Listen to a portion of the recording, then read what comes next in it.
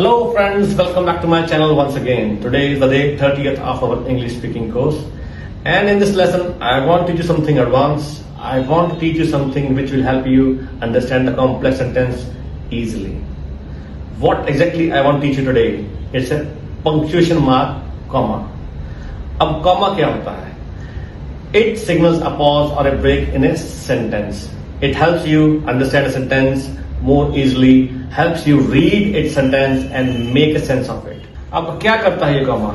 Comma किसी sentence में pause और ब्रेक को रिप्रेजेंट करता है। ये बताता है कि इस सेंटेंस में यहाँ पे पॉज लिया गया है या यहाँ पे ब्रेक लिया गया है। जैसे कि मैं आपको अभी लेक्चर दे रहा हूँ और बीच बीच में मैं क्या कर रहा हूँ, पॉज ले रहा हूँ। वो पॉज को राइटिंग में कौन रिप्रेजेंट करता है? कॉमा रिप्रेजेंट करता है। और भी इसके बहुत सारे फायदे होते हैं, इसके बहुत सारे यूसेज होते हैं। वो सब यूसेज मैं आपको इस वीडियो बताऊंगा, बहुत ही डिटेल बताऊंगा। मैं आपके लिए कॉमा यूज करना बहुत ही आसान बना दूंगा। तो इस वीडियो को एंड तक जरूर देखना क्योंकि ये बहुत ही इंटरेस्टिंग होने वाली है। जब मैं आपको कॉमा के बारे में समझाऊंगा तो मैं आपको इनकी टर्म्स के बारे में नहीं समझाऊंगा कि ये इंडिपेंडेंट क्लॉज पे लगा है या इसने दो इंडिपेंडेंट क्लॉज को जोड़ दिया है, ऐसा नहीं कराऊंगा। मैं आपको सिंपल वे में कराऊंगा, सिंपल वे में समझाने की कोशिश करूंगा। देखिए कैसे। देखिए यहां पे मैंने एक सेंटेंस बनाया है, सुधीर इज माय फ्रेंड। इसका क्या मतलब है कि सुधीर मेरा फ्रेंड है। अब यहां पे देखिए मैं कॉमा लगाऊंगा और कैसे सेंटेंस को कॉम्प्लेक्स बनाऊंगा और मैं किस चीज के लिए कॉमा लगाऊंगा वो भी आपको बताने जा रहा हूं। देखिए मैंने क्या किया, यहाँ पे मैंने सुधीर के आगे एक कॉमा लगा दिया और उसके बाद एक सेंटेंस लिखा हु लिव्स इन जलंधर और उसको कॉमे में बंद कर दिया और एंड में क्या लिया, फिर वही सेंटेंस जो ऊपर बनाया था, इज माय फ्रेंड। अब मैंने क्या किया है, अब मैंने दो कॉमे लगाए। दो कॉमे में मैंने क्या किया है, दो कॉमों में मैंने इस सुधीर को एक्सप्लेन किया है कि सुधीर कौन है। अब सेंटेंस वही लिखा है, सुधीर इज माय फ्रेंड, और इसको कॉम्प्लेक्स बनाने के लिए, मैंने थोड़ा लंबा बनाने के लिए इसको मैंने क्या किया, कॉमे से इस सेंटेंस को डिवाइड कर दिया। अब देखिए मैंने क्या किया, सुधीर के बारे में क्या बताया, सुधीर जो कि जलंधर में रहता है वो मेरा फ्रेंड है, इज माय फ्रेंड। सेंटेंस वही है, बस इसको क्या किया, इसको मैंने कॉम्प्लेक्स बना दिया। अब यहां पे एक चीज आपने समझनी है, जब मैंने सुधीर के बारे में एक्सप्लेन किया मैंने सेंटेंस को चेंज नहीं किया। सेंटेंस वही था, सुधीर इज माय फ्रेंड। मैंने इसको ब्लैक में वही लिखा है, सुधीर इज माय फ्रेंड। अब सुधीर के बारे में बताया कि सुधीर जो कि जलंधर में रहता है। अब ये क्या चीज है, अब आप मान लीजिए आप रीडिंग पढ़ रहे हैं या फिर मान लीजिए आप राइटिंग कर रहे हैं और राइटिंग को आपने लंबा खींचना है, वहां पे कोई आप एक ऐसा वर्ड यूज कर रहे हैं जो कि आपको लगता है कि आप उसको खींच सकते हो, आप बता सकते हो एक्स्ट्रा उसके बारे में, तो वहां पे क्या करेंगे, कॉमा लगा देंगे, लेकिन सेंटेंस को चेंज नहीं करेंगे। सेंटेंस वही रहेगा। जैसे यहाँ पे मैं फिर कह रहा हूं कि Sudhir is my friend, sentence वही का वही रहा, यहां पे फुल स्टॉप लग गया, पर मैंने इसमें एक खींच दिया कि सुधीर कौन है, वो मैंने इसको बीच में लगा दिया। पर इसका मतलब ये नहीं हुआ कि अगर मान लीजिए आपने आइल्स करनी है, आइल्स में आपने कुछ सुधीर के बारे में बताना है कि सुधीर कौन है। अब सुधीर कौन है, सुधीर जलंधर में रहता है, ये नहीं, सेंटेंस था सुधीर मेरा फ्रेंड है, सेंटेंस वही देगा। सुधीर कौन है, सुधीर मेरा फ्रेंड है। जलंधर में जो रहता है वो उसमें नहीं पूछा गया कि हु इज सुधीर, आंसर आएगा सुधीर इज माय फ्रेंड। ये नहीं कहा जाएगा who is Sudhir, Sudhir who lives in Jalandhar या सुधीर लिव्स इन जलंधर, ये नहीं आएगा। आपका जो क्वेश्चन का आंसर बनेगा वो वही सेंटेंस रहेगा, बस ये खींचा गया है। एक और सेंटेंस बना रहा है, उसके बारे में आपको शायद थोड़ा और डिटेल में समझ आ जाएंगे। अब यहां पे लिखा सुधीर इज माय फ्रेंड। अब मैंने क्या किया, फिर उसको बताया सुधीर कौन है। यहां बताया Sudhir who is working as a volunteer for a charity. मतलब क्या है, ये एक चैरिटी के लिए फ्री में काम, वॉलंटियर करता है फ्री में काम करने वाला, तो ये एक चैरिटी के लिए काम करने वाला है आदमी, उसका नाम है सुधीर और सुधीर मेरा फ्रेंड है। सेंटेंस मैंने नहीं चेंज किया, सिर्फ सुधीर को मैंने एक्सपेंड कर दिया, सुधीर को मैंने एक्सप्लेन किया ज्यादा जाके। और कैसे एक्सप्लेन किया, कॉमा लगा के। सो कॉमा क्या कर रहा है यहां पे, कॉमा यहां पे जिस वर्ड के बाद लगा उसको बता रहा है कि वो कौन है। ठीक है, कॉमा उसको, और वहां पे आके मैंने एंड में कॉमा को बंद भी कर दिया। बंद कर दिया मतलब कि कॉमे के अंदर जो चीजें हैं वो सिर्फ बता रही हैं कि सुधीर कौन है, पर सेंटेंस क्या है, Sudhir is my friend. Sentence change नहीं हुआ।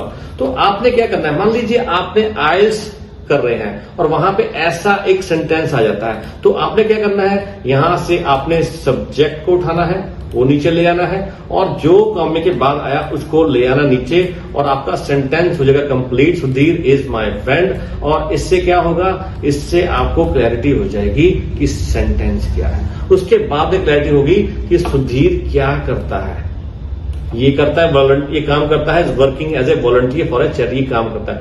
सो अगर उससे पूछा कि व्हाट डज सुधीर डू, तब क्या होगा answer, he is working as a volunteer for a charity. अगर क्वेश्चन आया वेयर डज सुधीर लिव, तो पता है ही लिव्स इन जलंधर। और अगर आया हु इज सुधीर, तब ये नहीं आएगा Sudhir is working as a volunteer, no, ये नहीं आएगा Sudhir lives in Jalandhar, no. Sentence क्या है, Sudhir is my friend. Who is Sudhir, Sudhir is my friend. तो आपको सेंटेंस क्लियर होना चाहिए। आप कॉमे में फंस मत जाना कि कॉमे में पता नहीं कितना क्या कुछ लिखा हुआ है। यहां पे तो मैंने सिंपल लिखा हुआ है, जब आप रीडिंग करेंगे या आप कुछ और पढ़ने जा रहे हैं, अखबार पढ़ने जा रहे हैं, वहां पे कॉमा लगा, आपको बहुत लंबा खींच सकते हैं, बहुत कॉम्प्लेक्स वर्ड्स यूज कर सकते हैं वहां पे। तो आप पजल मत हो जाना कि सेंटेंस क्या है। सेंटेंस जब तक आपको समझ नहीं आएगा तब तक आपके लिए बहुत प्रॉब्लम होगी। तो सेंटेंस को पहले आप समझें, उसके बाद कॉमे का पार्ट वो अलग है, जो है जिस वर्ड के बाद लगा है वो उस वर्ड को एक्सप्लेन कर रहा है। ये आपको जब समझ आ जाएगा तो आपके लिए सेंटेंस समझना बहुत ही इजी हो जाएगा। अब यहां पे सेंटेंस क्या है, सुधीर इज माय फ्रेंड, और उसको हमने कॉमे के साथ एक्सटेंड किया था। आगे चलते हैं, आगे मैं आपको एक और अलग तरह का सेंटेंस कराता हूं और फिर मैं उसको समझाता हूं। अब यहां पे एक सेंटेंस है, the drug is derived from the bark of a cinchona tree. अब यहां पे क्या किया मैंने, कॉमा लगा दिया। कॉमा कहां लगाया मैंने, सिनकोना ट्री के बाद लगाया, और क्या लिखा मैंने, नेटिव टू साउथ अमेरिका। फिर मैंने कॉमे को क्लोज कर दिया, क्लोज समझ लिया, या फिर एक और कॉमा लगा दिया। And by 1856 demand for the drug was surpassing the available supply. अब सेंटेंस को समझते हैं, फिर कॉमे को हम लोग समझेंगे। क्या लिखा है सेंटेंस, ये ड्रग सिनकोना ट्री, यहां पे देखिए सिनकोना ट्री के बाद कॉमा लगा था मैंने, यहां पे भी यहां कॉमा लगाया। सो ये drug cinchona tree comma South America का नेटिव कॉमा की बार्क से प्राप्त की जाती है। ये जो the drug is derived from the bark of the cinchona tree, ये ड्रग सिनकोना ट्री की बार्क से प्राप्त की जाती है, और उसमें दो कॉमा है, ये सेंटेंस का पार्ट नहीं है। तो मैंने क्या किया, इसको मैंने हटा दिया। पहले मैंने समझा कि सेंटेंस क्या है, तो मैंने क्या किया, समझा ये ड्रग सिनकोना ट्री की बाग से प्राप्त की जाती है, और सिनकोना ट्री के बाद कॉमा लगा था वो मैं वापस लेके आता हूं ताकि आपको क्लियर हो जाए कि क्या लिखा हुआ है। यहां पे देखिए, वहां पे साउथ अमेरिका का नेटिव तथा एंड, ये देखिए एंड, तो यहां पे लिखा एंड तथा 1856 तक दवा की मांग अवेलेबल सप्लाई से अधिक हो गई थी। मतलब ये इसकी जो डिमांड थी, जो इसकी सप्लाई से अधिक हो गई। ठीक है जी। अब क्या हो गया, अब मैंने इसमें देखिए, अब दो तरह के सेंटेंस थे। देखिए क्या सेंटेंस था, एक सेंटेंस था ये वाला, the drug is derived from the bark of a cinchona tree native to South America, तो मैंने इसको अलग कर दिया। The drug is derived from the bark of cinchona tree comma native to South America. अब दूसरा सेंटेंस क्या था, बाय 1856, मतलब 1856 तक demand for the drug was surpassing the available supply. ये दो सेंटेंस थे। अब क्या किया हमने, इन दो सेंटेंस को जोड़ा। कैसे जोड़ा, एक तो एंड लगा दिया यहाँ पे, ठीक है, कंजंक्शन यूज किया, और इसके पहले हमने एक कॉमा लगाया जिससे इसको कॉम्प्लेक्स बनाया, और कॉमा कहां लगाया था हमने, सिनकोना ट्री के बाद में। तो क्या है, नेटिव टू साउथ अमेरिका। अब यहां पे ये क्या बता रहा है कॉमा, ये बता रहा है कि ये सिनकोना ट्री है वो क्या है, ये सिर्फ और सिर्फ सिनकोना ट्री के बारे में बता रहा है, ये सेंटेंस का पार्ट नहीं है। ये समझना आपके लिए बहुत जरूरी है कि सेंटेंस तो ये था, the drug is right on the bark of the cinchona tree, तो ये क्या था, हमने ये सेंटेंस लिया, इसको लिखा यहां पे the drive and and by 1856 demand for the drug for surpassing the available supply. तो ये था सेंटेंस। अब कॉमा लगा के हमने क्या किया, सिंकोना ट्री को थोड़ा एक्सप्लेन किया कि वो क्या है। वो है नेटिव टू साउथ अमेरिका, मतलब साउथ अमेरिका का नेटिव। अब नेटिव क्या होता है, वहां का रहने वाला। मतलब क्या हुआ, ये जो ट्री है ये साउथ अमेरिका में ही पाया जाता है। नेटिव मतलब वहां का रहने वाला। अब हम लोग इंडियंस हैं, तो हम लोग कहां के नेटिव हैं, इंडिया के। We are native of India, मतलब हम लोग जैसे हमारे जैसे लोग कहां पाए जाते हैं, इंडिया में। हमारे से लोग दिखने वाले लोग पाकिस्तान में पाए जाते हैं, साउथ अमेरिका में पाए जाते हैं, लेकिन हम लोग इंडियन हैं, तो हम लोग कहां पाए जाते हैं, India. So we are native to India. वैसे ही इन्होंने ये बताया कि ये जो है सिंकोना ट्री कहां पाया जाता है, नेटिव टू साउथ अमेरिका। तो कॉम्बिनेशन उसको एक्सप्लेन किया, थोड़ा सा कॉम्प्लेक्स बनाया, और यहां पे देखिए कंजंक्शन लगा के दो सेंटेंसेस को जोड़ा। तो अगर आपको जब तक सेंटेंस क्लियर नहीं होगा, फिर आपको कॉमा भी समझ नहीं आएगा। तो आपके लिए समझना बहुत जरूरी, कॉमा कर क्या रहा है, कहां लग रहा है, और इसका क्या मीनिंग निकल रहा है। जब आपको ये समझना आना शुरू हो जाएगा, आपके लिए सेंटेंस को रीड करना, अंडरस्टैंड करना बहुत ही इजी हो जाएगा। अब आपको मैं आगे एक और सेंटेंस कराने जा रहा हूं, वहां पे उसके कॉमे का यूसेज भी बताने जा रहा हूं। अब यहां पे देखिए क्या लिखा है, एज ए बॉय, मतलब यहां पे कॉमा लगा। अब ये मत समझना कि बॉय को कॉमा यूज कर दिया मैंने। अब बॉय को एक्सप्लेन कर रहा हूं, यहां पे बॉय को एक्सप्लेन नहीं करे, यहां पे पॉज आ गया, यहां पे ब्रेक आ गया। तो एक बच्चे की तरह, Perkins' curiosity prompted early interest in the arts, science, photography and engineering. Photography के बाद कॉमा नहीं है। अब सेंटेंस को समझते हैं, फिर कॉमे को समझते हैं। जैसे कि बचपन में ही पर्किन की क्यूरियोसिटी ने क्या हुआ, ये देखो, Perkins curiosity as a boy, मतलब एक बॉय की तरह। यहां सेंटेंस क्या है, बचपन में ही या बचपन से ही, या एक बच्चे की तरह पर्किन की क्यूरियोसिटी ने art, science, photography and engineering में उसकी रुचि को प्रॉम्प्ट किया, मतलब उसकी रुचि को प्रेरित किया। तो यहां पे क्या है, पर्किन्स क्यूरियोसिटी प्रॉम्प्टेड, मतलब तो उसकी क्यूरियोसिटी ने उसको, मतलब उसको धकेला उस तरफ। प्रॉम्प्टेड मतलब उसको उस तरफ खींच के ले गया, उसकी क्यूरियोसिटी उसको उस तरफ ले गई। तो पर्किन की क्यूरियोसिटी ने प्रॉम्प्ट किया, मतलब उसको उस तरफ कहां ले गया, early interest in the arts. Arts के बाद एक और था सब्जेक्ट, वो साइंस था, तो हमने वहां कॉमा लगा दिया। साइंस के बाद एक और था सब्जेक्ट, वो था फोटोग्राफी, उसमें कॉमा लगा दिया। एंड इंजीनियरिंग, मतलब कि बचपन से ही उसकी जो क्यूरियोसिटी थी वो किस तरफ थी, वो आर्ट्स में भी थी, साइंस में भी थी, फोटोग्राफी में भी थी और इंजीनियरिंग में थी। अब ये कॉमा यहां पे क्या कर रहा है, अब कॉमा कहां लगा है, देखिए यहां पे क्या क्या बना, इंटरेस्ट इन द आर्ट्स वो लगा दिया, इंटरेस्ट इन द साइंसेस वो लगा दिया, इंटरेस्ट इन द फोटोग्राफी वो लगा दिया, and interest in the engineering. अब यहां पे देखिए सब जगह interest interest interest in the sub लगा हुआ है, ठीक है। तो क्या किया हमने, यहां पे इसको इकट्ठा कर दिया। वहां पे क्या किया, आर्ट्स, साइंसेस, फोटोग्राफी, और क्या किया, एंड इंजीनियरिंग। मतलब जब एक लास्ट वर्ड था वहां पे कॉमा नहीं लगता, वहां पे एंड लगता कि इस और इसमें। तो यहां पे इंटरेस्ट था सब जगह, तो वो हटा दिया, एक ही जगह इंटरेस्ट लगा दिया, interest in the art, science, photography and engineering. तो आपको पता होना चाहिए कि इसमें क्या चीज आ रही है। यहां पे उसका जो अर्ली इंटरेस्ट, इस सबके साथ इंटरेस्ट लगा हुआ है, वो मैंने आपको अलग अलग करके बता दिया, और कॉमा लगा के उनको एक सेंटेंस बना दिया। तो आपके लिए क्या जरूरी है, आपके लिए जरूरी है सेंटेंस को समझना। और यहां पे कॉमा जो है वो आर्ट्स को एक्सप्लेन नहीं करा, वो उसके साथ और भी एक सब्जेक्ट को लेके आ रहा है, और भी एक ऑब्जेक्ट को साथ में लेके आ रहा है। और यहां पे क्या था, यहां पे पॉज था, इसलिए यहां पे कॉमा एक बॉय की तरह। अब मैं आपको एक और कॉम्प्लेक्स सेंटेंस कराऊंगा, उसको डिटेल में समझाऊंगा, और आपके लिए समझना बहुत जरूरी है यहां पे कॉमा क्या कर रहा है। सेंटेंस को समझेंगे, उसको अलग अलग पार्ट में डिवाइड करेंगे, फिर समझेंगे कि सेंटेंस क्या था। अब आप आगे देखिए, यहां पे एक सेंटेंस मैंने बनाया है, दोज स्पीचेस, और इसको बड़ा कर देता हूं मैं, those speeches fired the young chemist enthusiasm further. अब देखिए यहां पे क्या, वो स्पीचेस।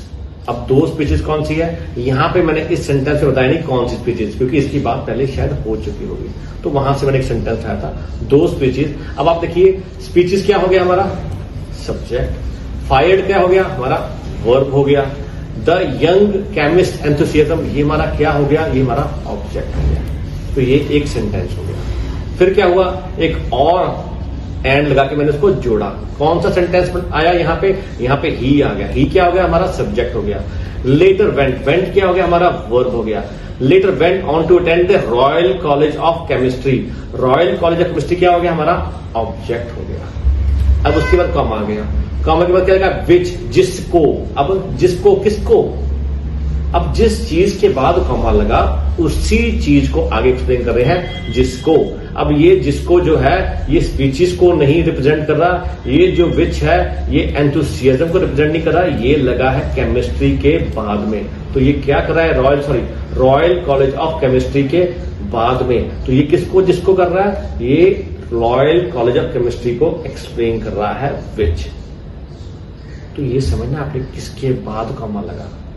वहां पे था दो सेंटेंसेस को जोड़ने के लिए कंजंक्शन लगाया और एक और सेंटेंस को उसके साथ जोड़ा, इसलिए कॉमा लगाया था वहां पे। अब यहां पे क्या हो रहा है, यहां पे रॉयल कॉलेज ऑफ केमिस्ट्री के बाद कॉमा लग रहा है, तो वहां पे जिसको मतलब उस वर्ड को एक्सप्लेन कर रहा है, रॉयल कॉलेज ऑफ केमिस्ट्री को यहां पे एक्सप्लेन कर रहा है, विच ही सक्सीडेड इन एंटरिंग इन 1853। फिर कॉमा लगा दिया क्योंकि यहां पे जो इसको समझाना था वो खत्म हो गया। कॉमा लगा के एट द एज ऑफ 15। तो पहले हम लोग सेंटेंस को ब्रेक करते हैं, फिर इसको समझते हैं। देखिए एक सेंटेंस क्या था, दो speeches fired the young chemist enthusiasm further. ये एक सेंटेंस था जो मैंने यहां पे उठाया, यहां से मैंने उठाया और ये सबको उठा के मैं यहां पे नीचे ले आया। ये एक सेंटेंस था। उसके बाद क्या किया, कॉमा लगा के हमने कंजंक्शन लगा दिया और फिर एक और सेंटेंस था, वो he later went on to attend the royal college of chemistry. फिर उसके बाद कॉमा लगा और कॉमे में उसने उसको समझाया कि royal college of chemistry.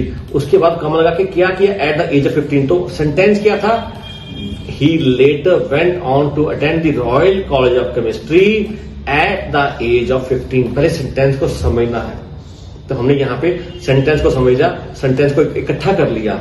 Lee later went on to attend the royal college of chemistry at the age of 15। और एक और सेंटेंस था, विच ही सक्सीडेड इन एंटरिंग 1853।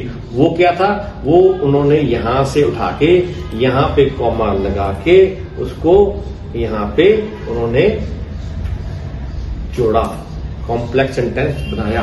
उसने एक्सप्लेन किया कि रॉयल कॉलेज ऑफ केमिस्ट्री क्या था, विच ही सक्सीडेड, जहां जिसको उसने सक्सीड किया एंटर करने में। तो सेंटेंस क्या था, देखिए आप समझिए। उन स्पीचेस ने युवा केमिस्ट के उत्साह को और बढ़ा दिया, मतलब उसके एंथुसियाज्म को और बढ़ा दिया। फर्दर मतलब आगे लेके गया। यहां पे फर्दर का मतलब हो रहा है उसको और बढ़ाना हो गया।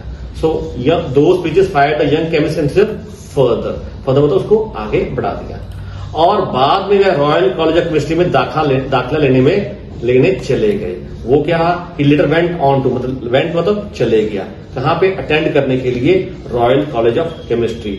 अब क्या हुआ, जहां वह 1853 में प्रवेश पाने में सफल रहे, मतलब जहां, अब जहां पे क्या, रॉयल कॉलेज ऑफ केमिस्ट्री, जहां पे वह 1853 में प्रवेश पाने में सफल रहे। तो यहां पे रॉयल कॉलेज ऑफ केमिस्ट्री को आगे एक्सप्लेन किया, कहां पे, 15 वर्ष की आयु में। तो सेंटेंस क्या था, उन स्पीच ने युवा केमिस्ट के उत्साह को बढ़ा दिया और वह बाद में रॉयल कॉलेज ऑफ केमिस्ट्री में दाखिला लेने चले गए 15 वर्ष की आयु में।